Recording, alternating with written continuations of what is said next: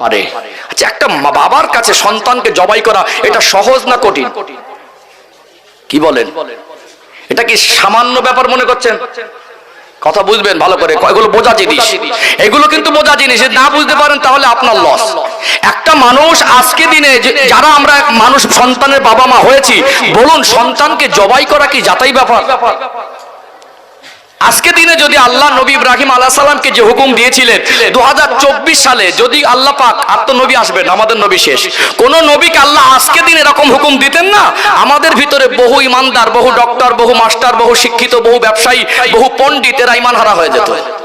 বলতো রাখতর আল্লাহর হুকুম, রাখতর নবীকে, এসব অমানবিক কাজ, এটা মেনে নেওয়া যায় না। কিন্তু আল্লাহ পাক বাস্তবেই নবী ইব্রাহিম আলাইহিস সালামকে তার সন্তান জবাই করা, সন্তানকে কুরবানি করা আদেশ দিয়েছিলেন না দেননি?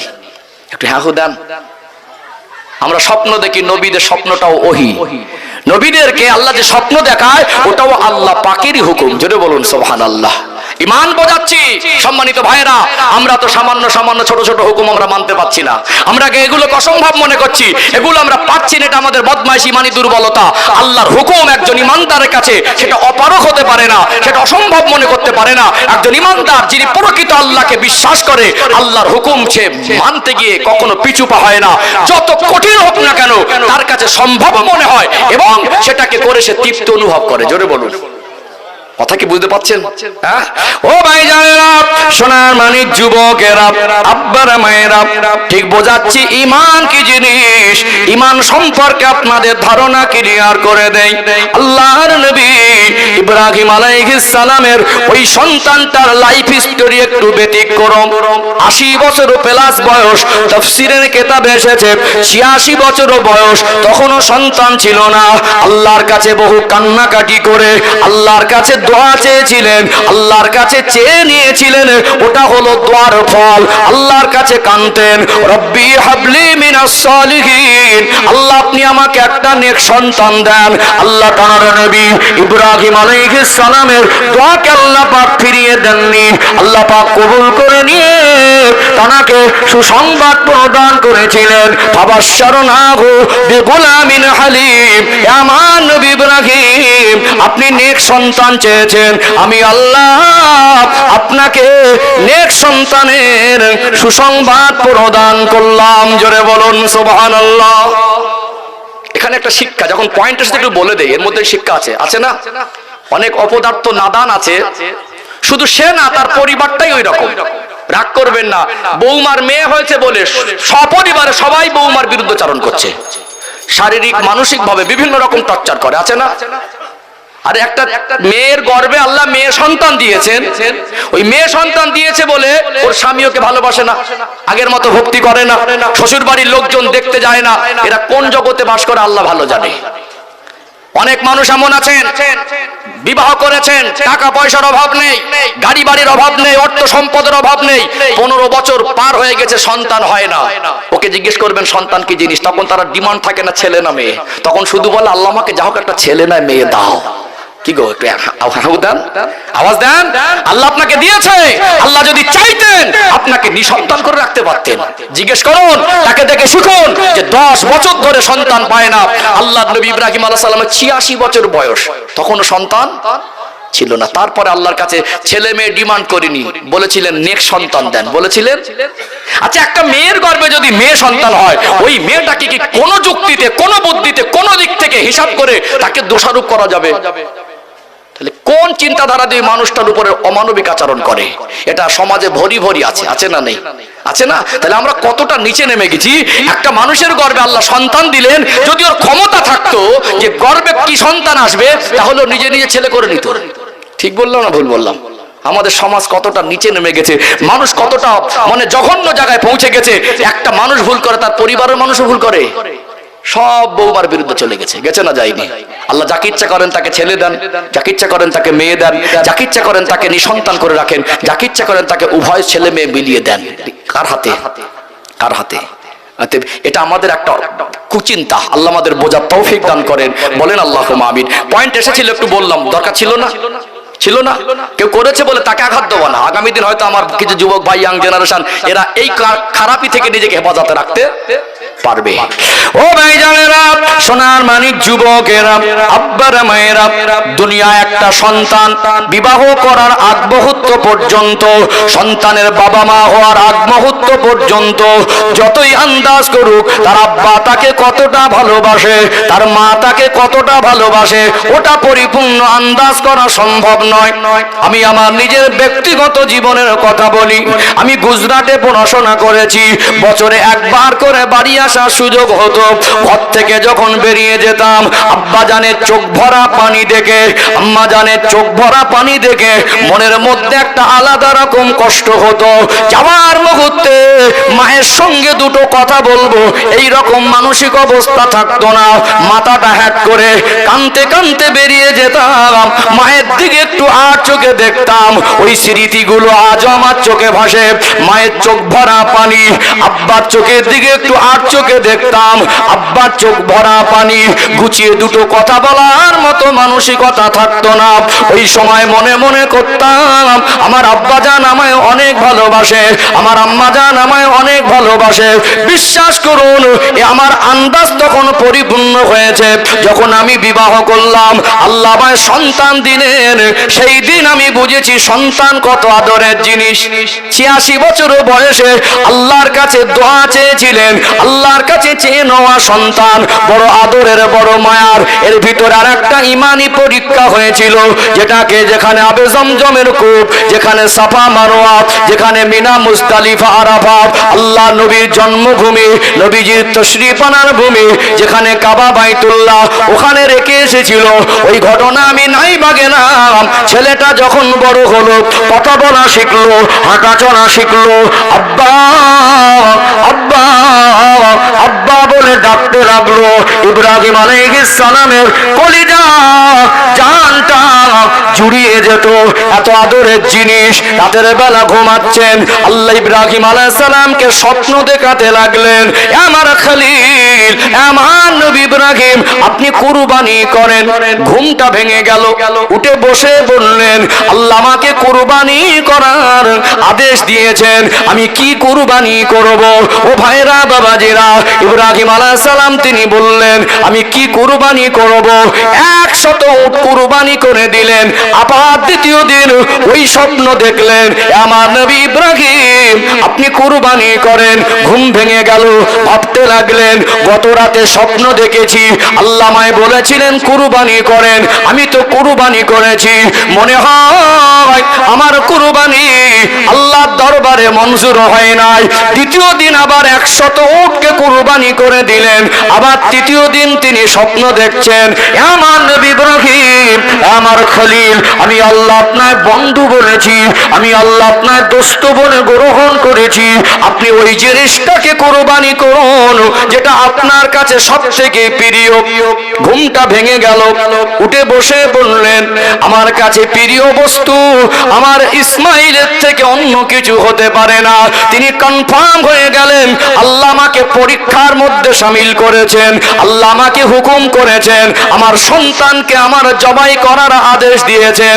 একজন নবী, তার ঈমান কত মজবুত এটা গোটা বিশ্বের মানুষের কাছে আল্লাহ দৃষ্টান্ত স্বরূপ তুলে দিয়েছেন। তিনি সেটাকে বাস্তব জীবনে বাস্তবায়ন করতে গিয়েছিলেন না যান নাই? গিয়েছিলেন না যান নাই? মার কাছ থেকে একটু বিদায় নিতে কষ্ট হবে। মা হাজেরাকে বিস্তারিত না বলে বলেছিলেন, আপনার বাচ্চাকে গোসল করে ভালো কাপড় পরিয়ে দেন, নিয়ে যাব বেড়াতে। সন্দেহ হওয়ার কথা না। তো মার কাছ থেকে নিয়ে চলে যাচ্ছেন, যেখানে শয়তান ধোঁকা দিয়েছিল পাথর ছোড়া সেই রেওয়াজটা আজও আল্লাহর কাবা ঘরের মেহমানদেরকে দিয়ে আল্লাহ করায়। এগুলো নিদর্শন, আল্লাহর পছন্দনীয় মুহূর্ত। এখন রাস্তা দিয়ে হেঁটে যাচ্ছেন, কিতাবে এসেছে ইসমাইল আলাইহিস সালামের বয়স তখন 10 বছরও হয়নি। মিটফুটে বাচ্চা, ছোট ফুটফুটে বাচ্চা, নবী বাপ, সন্তানটাও নবী। রাস্তা দিয়ে যাচ্ছেন, ছেলেটাকে শয়তান ধোঁকা দিচ্ছে। শয়তানের কাজ কি? তোমার আব্বা তোমাকে জবাই করতে নিয়ে যাচ্ছে। ছেলেটা এই শয়তান ইবলিসের ধোঁকায় কবলে পড়িনি। বলেছিলেন দুনিয়ায় বহু সন্তান আছে, আল্লাহ তো কই কোনো সন্তানের বাবাকে জবাই করতে বলিনি। আমাকে যদি বলে থাকেন আমার আব্বা আল্লাহর হুকুম পালন করতে যাচ্ছে, বলুন না সুবহানাল্লাহ। সম্মানিত ভাইরা, যাচ্ছেন, বাচ্চার মনে খটকা হলে আব্বাকে জিজ্ঞাসা করবে। বারবার ছোট বাচ্চা ইব্রাহিম আলাইহিস সালামের মুখের দিকে দেখছেন, বলছেন আব্বা জান আপনি আমাকে কোথায় নিয়ে যাচ্ছেন? নবী হয়ে মিথ্যা বলতে পারবেন? এই যে মুহূর্ত আল্লাহর কাছে এত ভালো লাগলো, আল্লাহর কাছে এত পছন্দনীয় হয়ে গেল, বাপ বেটার এই কথোপকথনটা আল্লাহ হুবাহু কোরআন শরীফে তুলে দিয়েছেন। জোরে বলুন না সুবহানাল্লাহ। বারবার বলছেন আব্বাজান এই তো মরুভূমি, শুধু মাঠ ময়দান, আপনি আমাকে কোথায় নিয়ে যাচ্ছেন? নবী ইব্রাহিম আলাইহিস সালাম ভাবলেন আমি আব্বা হয়ে একটা সন্তানকে এই মুহূর্তে মিথ্যা বলাটা আমার কাছে বড় কষ্টের হবে। তিনি বাস্তবে যেটা করতে যাচ্ছেন সন্তানের কাছে লুকিয়ে রাখলেন না, বললেন ক্বালা ইয়া বুনাইয়া ইন্নী আরা ফিল মানামি আন্নী আযবাহুকা ফানজুর মাযা তারা। এটা কোরআন শরীফের আয়াত। হে আমার বৎস, ক্বালা ইয়া বুনাইয়া ইন্নী আরা ফিল মানামি আন্নী আযবাহুক, আমি দেখছি স্বপ্নের মাধ্যমে আল্লাহর হুকুমে, আমি যখন আল্লাহর আদেশে যেন আমি তোমাকে জবাই করছি। ফানজুর মাজা তারা, আমি যেন আল্লাহর আদেশে তোমাকে জবাই করছি এইরকম আমি স্বপ্ন দেখছি, সেটা বাস্তবায়ন করতে যাচ্ছি। এইরকম একটা ছোট বাচ্চা আব্বার কথা শুনে বিচলিত হলেন না। বাচ্চা তার কি ঈমান, নবী সন্তান, বাবাও নবী, ছেলেও নবী, পৃথিবীর মানুষকে ঈমান কি জিনিস বোঝানোর জন্য এই দৃষ্টান্তটা যথেষ্ট। ইসমাঈল আলাইহিস সালাম ছোট বাচ্চা আব্বার মুখের দিকে তাকিয়ে বলেছিলেন ক্বালা ইয়া আবা তিফআল মা তুমার, হে আমার সম্মানিত পিতা আপনার উপরে যেমন আদেশ হয়েছে অমনটাই আপনি বাস্তবায়ন করুন, কার্যকর করুন। ফাতাজিদুনি ইনশাআল্লাহু মিনাস সাবিরিন, আপনি আমাকে ধৈর্যশীলদের অন্তর্ভুক্ত পাবেন, আপনি আমাকে সবরকারীদের মধ্যে পাবেন। জোরে বলুন, জোরে বলবেন না? আজকে 2023 সালে যদি এরকম হুকুম আল্লাহ কোন নবীর উপরে দিতেন 24 সালে, আজকে আমাদের ভিতরে বহু মানুষই মানারা হয়ে যেত, যেত না? মানুষ একদল মানুষ বলতো নবী না, কি বলতো? একদল মানুষ বলতো আল্লাহ এরকম হুকুম দেবে না, একদল মানুষ বলতো এই মানুষটা মানসিক অসুস্থ, বলতো কি বলতো না? বলতো না? অতএব আল্লাহর হুকুম কোনদিন একটা ইমানদারের কাছে অসম্ভব মনে হতে পারে না। মনে রাখবেন এই কথাটা, এখানে আরেকটা বার বলে রাখি, আল্লাহর হুকুম যত কঠিন হোক মানার ভিতরে ক্ষতি নেই, বান্দার কল্যাণ আছে। জোরে বলুন। আল্লাহর হুকুম যত কঠিন হোক ওই কঠিন হুকুম মানলে বান্দার কোনো ক্ষতি হয় না, তার ভিতরেই কল্যাণ থাকে। জোরে বলুন, জোরে বলবেন না? অতএব দুনিয়ার মানুষের গবেষণায়, চিন্তায়, বিবেচনায়, হিসাবে যদিও ক্ষতি ফলস্বরূপ ভেসে আসে, তার ভিতরে কোনোদিন আল্লাহর হুকুম মেনে ক্ষতি হয় না। এখানে দুনিয়ার মানুষের চিন্তাধারা, দুনিয়ার মানুষের গবেষণা, দুনিয়ার মানুষের হিসাবে এটা অমানবিক কাজ, তাই তো নাকি?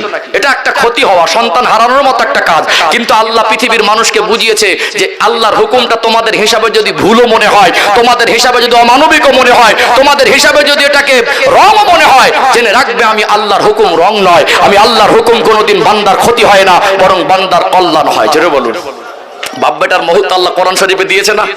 আচ্ছা, সেই আগের দিনের ঘটনা, নবীদের জীবনের ঘটনা আজকে কেন আল্লাহ কোরআন শরীফে শ্রেষ্ঠ নবীর উম্মতের জন্য দিলেন? যাতে আমরা ঈমান মজবুত করতে, যাতে আমরা ঈমান মজবুত করতে পারি।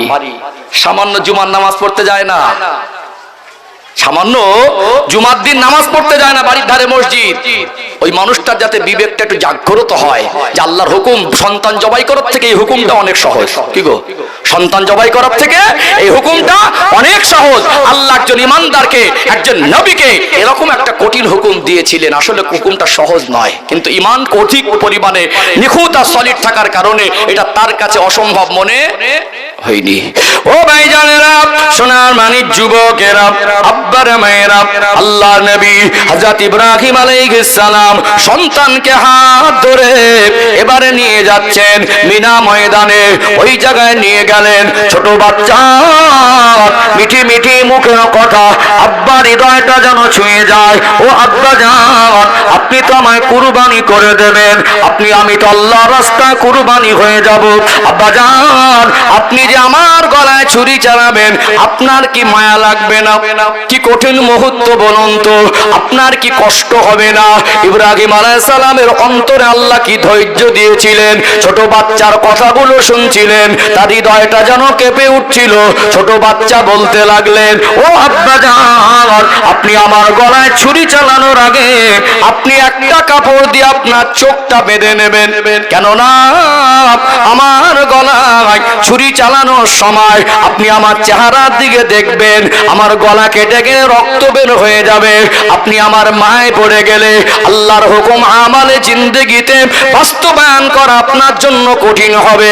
এই জন্য আপনি আপনার চোখটা বেঁধে নেবেন। আবার বললেন, আব্বা খবরদার যেন আপনি আমাকে চিৎ করে শোয়াবেন না, আমার মাথাটা যেন উপরের দিকে না থাকে, হয়তো আপনি আমায় দেখতে পাবেন না, আমি তো আপনায় দেখতে পাবো, আমার মায়া লেগে যেতে পারে, আপনি আমাকে উপর করে শুইয়ে দেবেন। তৃতীয় দাবি করছেন, আব্বা আমার পরনার বস্ত্র এটা মরু ময়দানে ফেলে রেখে যাবেন না, আমার রক্তমাখা জামা রক্তমাখা পোশাকটা আমার মা হাজেরার কাছে পৌঁছে দেবেন। ও ভাইরা বাবাজিরা, এটা সাজানো গোছানো গল্প নয়, এটা কোরআনের দৃষ্টান্ত। এর থেকে মানুষের শিক্ষা আছে, এর থেকে মানুষ চাইলে জীবন পরিবর্তন করতে পারবে। নবী ইব্রাহিম আলাইহিস সালাম চোখটাকে বেঁধে নিলেন, বাচ্চাকে উপর করে শুইয়ে দিলেন, বিসমিল্লাহি আল্লাহু আকবার বলে বাচ্চার গলায় ছুরিটা চালাচ্ছেন। আল্লাহর হুকুম না বলে ছুরির কি ক্ষমতা আছে মানুষের গলা কেটে দেবে? ছুরি জোরে জোরে চালায়, বাচ্চার গলা কাটে না। ছোট ছেলেটা বলে, আব্বা আপনার কি মনে দয়া এসে গেল? আব্বা আপনি কি আমার মায়ে পড়ে গেলেন? ও আব্বা যান, ছুরি চালাচ্ছেন লাগে না কেন? মনে মনে করলেন ছুরিতে যা ধার, গলাটা কেটে যাবার কথা। আবার ভাবতে লাগলেন, চোখ বন্ধ করে চোখ বাঁধা অবস্থায় ছুরি ধরেছি, ওটা বাচ্চার গলায় আছে না অন্য জায়গায়? চোখটা খুলে দেখলেন বাচ্চার গলায় সঠিক জায়গায় ছুরি ধরা আছে। আবার চোখটা বেঁধে নিলেন, বাচ্চার গলায় ছুরি চালাচ্ছেন। আল্লাহ ছুরিকে হুকুম করে দিয়েছিলেন, এ ছুরি খবরদার যেন আমার নবী ইসমাইল আলাইহিস সালামের একটা পশমে আঘাত না হয়। এত রাগম্বিত হয়ে গেলেন, আল্লাহর হুকুম পালনে বাধা প্রাপ্ত হচ্ছেন। ছুরিটাকে টান মেরে ছুঁড়ে ফেলে দিয়েছিলেন, এত ধারালো ছিল, যেখানে পড়েছিল ওই জায়গায় নিশানা হয়ে গেল। আবার চোখটা বেঁধে নিলেন, আল্লাহর হুকুম আমি নবী হয়ে অমান্য করতে পারবো না। চোখটা বেঁধে বাচ্চার গলায় ছুরি চালাতে লাগলেন। এমন সময় আল্লাহ বললেন, এ ফেরেশতা জিবরাইল যান যান, আর দেরি করা যাবে না। আমার নবী আমি আল্লাহকে যে ভালোবাসে, এই ভালোবাসার মধ্যে কোনো ক্ষত নেই। আমি আল্লাহকে যে মহব্বত করে, এর ভিতরে কোনো গলত নেই। অতএব আমাকে এত বেশি ভালোবাসে, ওই সন্তানকে জবাই করে আমার কথা মতো। আমি আল্লাহ আমার প্রিয় বান্দাদের ক্ষতি হতে দিই না। আমি আল্লাহ আমার বান্দা বান্দি যারা আমার হুকুমকে প্রাধান্য দেয়, আমার হুকুমকে মানে, বরং আমি আল্লাহ তাদের সম্মানকে বাড়িয়ে দেই, তাদের ইজ্জতকে বাড়িয়ে দেই, তাদের হেফাজতের দায়িত্ব নেই। ওয়ালা তাহিনু ওয়ালা তাহজানু ওয়া আনতুমুল আলাউনা ইন কুনতুম মুমিনিন। আল্লাহ বললেন, বান্দা বান্দি তোমরা যদি প্রকৃত মুমিন হতে পারো, দুনিয়ার কোন ব্যক্তি, দুনিয়ার কোন শক্তি তোমাদের ক্ষতি আর অপমান কখনোই করতে পারবে না। জোরে বলুন সুবহানাল্লাহ। আল্লাহ নবী ইব্রাহিম আলাইহিস সালাম ছুরি চালাচ্ছেন, আল্লাহ বলেছিলেন জান্নাত থেকে দুম্বা নিয়ে যান। নবী ইসমাইল আলাইহিস সালামকে সরিয়ে নেন, ওখানে দুম্বা শুইয়ে দেন, চোখটা বাঁধা, বাচ্চার গলায় ছুরি চালালেন, দাঁতে গরম রক্ত লেগে গেল, তখনও চোখটা বাঁধা ছিল, দুম্বাটা জবাই হয়ে গেল। চোখ খোলার আগ মুহূর্ত পর্যন্ত নবী ইব্রাহিম আলাইহিস সালাম মনে করেছিলেন আমি আমার বাচ্চাকে জবাই করে দিয়েছি। চোখ খোলার আগ মুহূর্ত পর্যন্ত তার মনে সন্দেহ ছিল না। অতএব ভালোবাসাটা কতটা নিখুঁত, আল্লাহ নিখুঁত ভাবে পরীক্ষা নিয়েছে না নেয়নি। দুম্বার গরম রক্তটা হাতে, মনে করলেন বাচ্চা জবাই হয়ে গেছে। চোখটা খুলে দেখলেন আল্লাহ বড় দয়াময়, বন্ধুর ক্ষতি হতে আল্লাহ দেয় না, আল্লাহর প্রিয় বান্দাকে আল্লাহ ক্ষতি পৌঁছায় না। আছে ইসমাইল আলাইহিস সালাম দাঁড়িয়ে আছে, আল্লাহ জান্নাত থেকে দুম্বা প্রেরণ করেছেন। যেটা বলেন না, চিল্লে বলেন না সুবহানাল্লাহ। পৃথিবীর মানুষকে আল্লাহ বুঝিয়ে দিলেন আমার হুকুমটা যত কঠিন মনে হোক, মানুষের বিবেচনা হিসাবে যদি ভুলও মনে হয়, হুকুম মানার ভিতরেই কল্যাণ আছে, বান্দার ক্ষতি হতে আমি আল্লাহ দিই না। জোরে বলুন। আর ঈমান যদি মজবুত হয়, দুনিয়ার মানুষের কাছে যেটা অসম্ভব আর অমানবিক মনে হবে, ওটা তার দ্বারা সম্ভব হবে। জোরে বলুন। কথা কি বুঝতে পাচ্ছেন? কিতাব এসেছে আল্লাহ পাক জিবরাইল আলাইহিস সালামের 600 নূরের ডানা দিয়েছেন। জোরে বলুন কয়শো? 600। তিনি গোটা পৃথিবীর জমিনে যতবার এসেছেন, পৃথিবীর জমিনে তার লাইফ হিস্টোরিতে 3 বার সবথেকে দ্রুত গতিতে এসেছেন। একবার এসেছিলেন ওই ইসমাইল আলাইহিস সালামের জবাইয়ের মুহূর্তে, জান্নাত থেকে দুম্বা নিয়ে গলায় ছুরি ধরেছেন, চালানোর আগে, চামড়া কাটার আগেও আল্লাহর ফেরেশতা জিবরাইল আমিন আলাইহিস সালাম আল্লাহ জান্নাত থেকে দুম্বা নিয়ে ওই মুহূর্তে ইসমাইল আলাইহিস সালামকে সরিয়ে দুম্বা সরিয়ে দিয়েছিলেন। জোরে বলুন, জোরে বলবেন না? দ্বিতীয় হলো যেদিন হযরত নবী ইউসুফ আলাইহিস সালামের ভাইয়েরা কূপের মধ্যে ফেলে দিয়েছিলেন, আল্লাহ বলেছিলেন জিবরাইল আমি আল্লাহ তোমাকে 600 নূরের ডানা দিয়েছি, এই মুহূর্তে তুমি চলে যাও। উপর থেকে কুয়ার মুখে ছেড়ে দিয়েছে, কুয়ার পানিতে পড়বার আগে আমি আল্লাহ হুকুম দিলাম আমার নবীকে তুমি হেফাজত করবে। জোরে বলুন। তাহলে এত দ্রুত গতিতে আসলেন, কূপের মুখের থেকে ছেড়ে দিলেন, পানিতে স্পষ্ট করার আগে, পানিতে পড়ার আগে জিবরাইল আমিন আলাইহিস সালাম হেফাজত করেছিলেন। জোরে বলবেন না? তৃতীয়ত আরেকবার তিনি দ্রুত গতিতে এসেছিলেন। আল্লাহর নবী যেদিন উহুদের প্রান্তরে দান্দান মোবারকটা শহীদ হয়ে গিয়েছিল, সেদিন আল্লাহ বলেছিলেন যে আজকে আমার হাবিব বড় কষ্টে আছে। আমার নবী সেদিন এত কষ্ট পেয়েছিলেন, হেলমেটের দাঁতটা ভেঙে আমার নবীর পেশানি কপাল মোবারকে ঢুকে গিয়েছিল। আল্লাহ আসমানের দিকে তাকিয়ে সেদিন আমার নবী কষ্ট করে বুক ভরা ব্যথা নিয়ে একবার আল্লাহকে আল্লাহ বলে ডেকেছিলেন। আমার আল্লাহ বলেছিলেন হাবিব আপনি যদি বদদুয়া করে দেন আমি আল্লাহ আপনার বদদুয়াকে ফেরত দিতে পারবো না। হাবিব আপনি যেন আমার কাছে খবরদার বদদুয়া চাইবেন না, আপনার এই কষ্ট আমি আল্লাহ সহ্য করতে পারবো না। ওই সময় বলেছিলেন জিবরাইল আমার হাবিবের রক্ত মোবারক মাথা থেকে টপকে জমিনে পড়ার আগে আপনি আপনার ডানা দিয়ে ওটাকে হেফাজত করেন। জোরে বলুন, জোরে বলবেন না? সম্মানিত ভাইরা, এটা হচ্ছে ইমানি পরীক্ষা। একজন ইমানদার তার কাছে আল্লাহর হুকুম কোনোদিন ভারী মনে হতে পারে না, কঠিন মনে হতে পারে না। আল্লাহর হুকুম তামির করার ভিতরে, মানার ভিতরে, আমলের ভিতরে বান্দার কল্যাণ আছে, হুকুম না মানার ভিতরে অকল্যাণের ক্ষতি আছে। কথা ঠিক না বেঠিক? ঠিক না বেঠিক? নবীদের ইমান দিয়ে বোঝালাম, যেটা আমরা বলছি পারবো না, এটা পারবো না, না এটা আমাদের ইমানি দুর্বলতা, এটা আমাদের বদমাইশি, এটা আমাদের দুষ্টুমি। আসলে আমরা ভালো হতে পারিনি। রাগ করছেন নাকি? আলোচনা মোটামুটি বুঝতে পাচ্ছেন? বুঝতে পাচ্ছেন? একটু খোলাসা করে দেই। এক মায়ের পেটে 2 ভাই। কয় ভাই? 2 ভাই, এক মা আর এক বাবা। 10 কাঠা করে জমি ভাগ পেয়েছে, 1 কামরা করে দোকান ভাগ পেয়েছে। 2 ভাইকে আব্বা মাধ্যমিক পাস করিয়েছে, বোঝাচ্ছি। এক প্রাইভেটে দিয়েছে, স্কুলে পাঠানোর সময় 2 ভাইকে 10 টাকা করে দিত, যমজ ভাই। 2 ভাইকে একই সঙ্গে জামা কাটিয়ে দিত, তাহলে কারোর কোনো কমি। একটা সময় গিয়ে দেখা যাচ্ছে এক ভাই ধনী আর এক ভাই গরিব।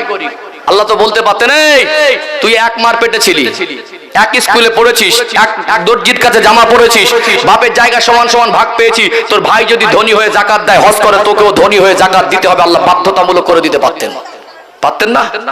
আল্লাহ কখনো এরকম কথা বলেননি। তোমার ভাই ধনী, তুমি গরিব, সংসার থেকে আলাদা ওই ভাইয়ের জাকাতের টাকা তুমি গ্রহণ করতে পারবে। জোরে বলুন না সুবহানাল্লাহ। তাহলে আল্লাহ কি বোঝা করেছেন? আল্লাহ কি বোঝা করেছেন? কোন ধনী মানুষের উপরে জাকাতটা বোঝা বলা যাবে? কোন ধনী মানুষের উপরে হজটা বোঝা বলা যাবে? হজ যতদিন পর্যন্ত ফরজ হয় না, যতদিন না পর্যন্ত মক্কা মদিনা ঘুরে আসবে না, যেভাবে সংসার চলে, সংসার চলার মতো পর্যাপ্ত অর্থ বাড়ি রেখে যেতে পারবেন, এতটা অর্থ যদি আপনার কাছে না থাকে, আপনার উপরে হজ ফরজ নয়। আল্লাহ টাকা দিয়ে ধনী করে তারপরে বলেছে, তারপরে বলেছে হজ করো। আল্লাহ টাকা দিয়ে ধনী করে, সম্পদশালী করে তারপরে বলেছে জাকাত দাও। যখন টাকা ছিল না, পয়সা ছিল না, তখন ব্যবসা শুরু করে কার কাছে না দোয়া চেয়েছে। ইমাম সাহেব বলছে হুজুর একটু দোয়া করেন, ব্যবসায় নেমেছে, আল্লাহ যেন বরকত দেয়। বলেছে না? মায়ের কাছে গিয়ে বলেছে মা দোয়া করো, আল্লাহ যেন বরকত দেয়। তখন বলেছিল আল্লাহ আমাকে দাও। যেই আল্লাহ একটু বেশি পরিমাণে দিয়েছে না, আগে বিড়ি খেতে, এখন সিগারেট খাচ্ছে। কি বললাম? আগে বিড়ি খেত, এখন সিগারেট খাচ্ছে। এখন আর মানুষকে মানুষ মনে করে না, এখন ভাবছে জাকাত দিতে হবে। কিসের জাকাত? বহু মানুষ জাকাত দেয় না, ইচ্ছাকৃত। কথা ঠিক না বেঠিক? তাহলে কোন জাকাত দাতা, কোন ধনী মানুষ বলতে পারবে না আল্লাহ আমাকে জাকাতের হুকুম বোঝা করে দিয়েছে। মনে রাখবেন আপনারা জ্ঞানী শিক্ষিত মানুষ, আমি ঈমান বোঝাচ্ছি, আমরা পারবো না এরকম হুকুম আল্লাহ আমাদের দেয় নাই। আপনারা বলুন, যত দিন এই জীবনে হায়াত পেয়েছেন, জীবনে আমরা নামাজ তো পড়েছি, পড়েছি না পড়িনি? কমার বেশি সবাই নামাজ পড়েছি, অন্তত ঈদের নামাজটাও তো পড়ি, পড়ি কি পড়ি না? নামাজ পড়েছি। তাহলে নামাজে গিয়ে কোনোদিন দেখেছেন ইমাম সাহেব বসে বসে ইমামতি করছে? দেখেছেন কোনোদিন বসে বসে ইমামতি করতে দেখেছেন? কারণ কি বলেন তো? ফরজ নামাজ ওটা ইমামের পেছনে ইক্তেদা করে হয়। সুন্নাত নফল নামাজগুলো আমরা কি করি? একা একা পড়ি। সুন্নাত নফল নামাজ ব্যতিক্রম ভাবে রমাদানুল মোবারক মাসে তারাবির সুন্নাত নামাজটা জামাত করে পড়ি, আর বেতের নামাজটা জামাত করে পড়ি। কিন্তু বাকি সারা বছরই ফরজ নামাজটা ইমামের পিছনে পড়া হয়, বাকি সুন্নাত নফল নামাজ ইমামের পিছনে ইক্তেদা করে পড়ার বিধান শরিয়াতে নেই। ইমাম সাহেব কেন দাঁড়িয়ে ইমামতি করেন? কিয়ামত পর্যন্ত বসে ইমামতি করতে দেখবেন না, কারণ ফরজ নামাজ দাঁড়িয়ে পড়া ফরজ। ফরজ নামাজ সুস্থ সবল মানুষ যদি বসে বসে নামাজ পড়ে নফলের মতো, নামাজটা হবেই না। ফরজ নামাজ সুস্থ সবল মানুষের জন্য দাঁড়িয়ে পড়া ফরজ। এমন নামাজি আছে আজান হলে মসজিদে ছুটে যায়, আছে না?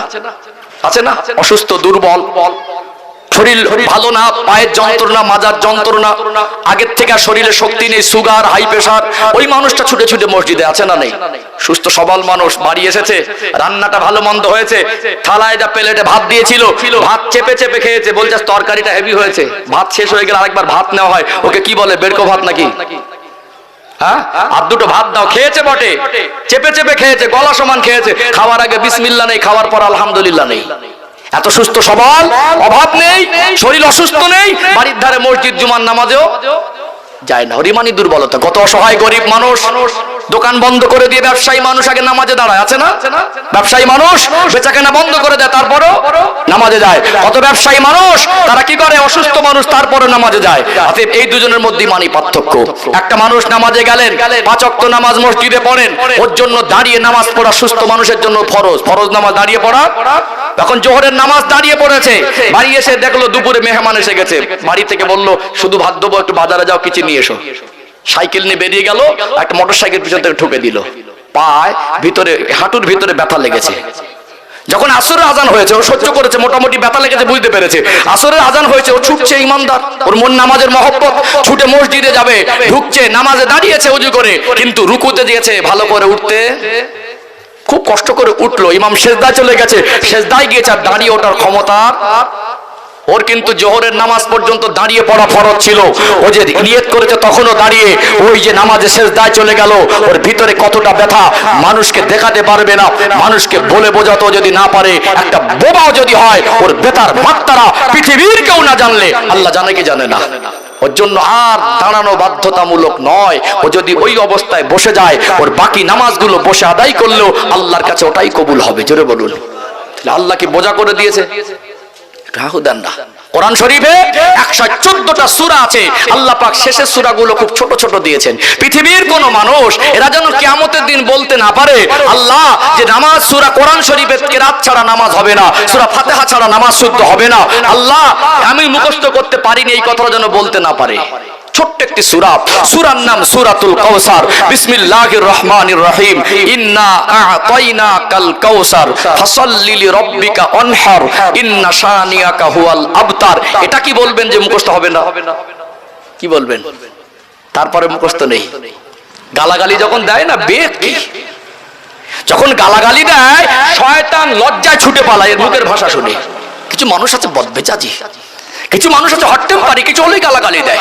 আল্লাহর নবী 63 বছরের জীবনে কোনোদিন কাউকে গালাগালি দেয়নি। আমরা গালাগালি দেওয়া হিরো, বারুদ, পয়জান, মুরব্বী মানুষ, দাঁত পড়ে গেছে, তারপরে গালাগালি।